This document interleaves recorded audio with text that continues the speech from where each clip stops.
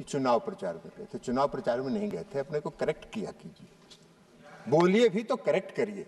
पंचायती राज दिवस था और पंचायती राज दिवस में हर साल प्रधानमंत्री जी पंचायती राज दिवस में किसी न किसी राज्य में जाकर पंचायत प्रतिनिधियों को संबोधित करते हैं। और 24 अप्रैल को भी प्रधानमंत्री जी बिहार के मधुबनी में पंचायती राज दिवस के दिन गए,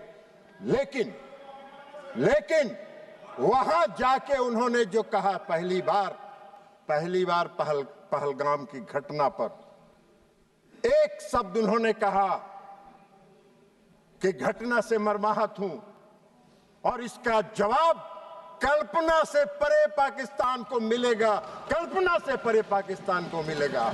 यह एक लाइन में उनकी संकल्प शक्ति का दृष्टिगोचर हो रहा था कि उनके दिमाग में क्या है।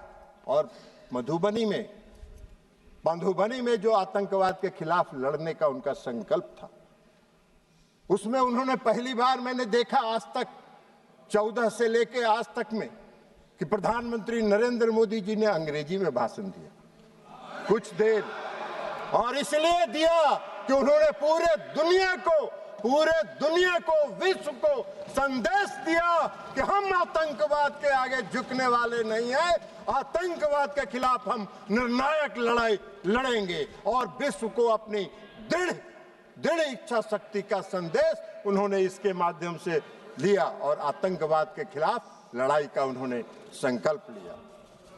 प्रधानमंत्री जी ने अभी रक्षा मंत्री जी ने विस्तार से बताया, वो सब बात तो आपके दिमाग में घुसा नहीं होगा, तो ऊपर से निकल गया होगा।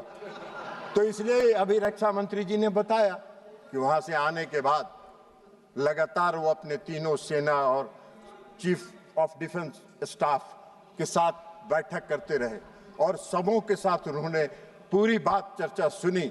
और एक बात उन्होंने स्पष्ट तौर पर पूरे देश को बताया कि मैंने अपनी सेना को पूरी छूट दी है, उसको डेट तय करने का, समय तय करने का और क्या एक्ट करना है यह तय करने का हमने सेना को पूरा छूट दिया।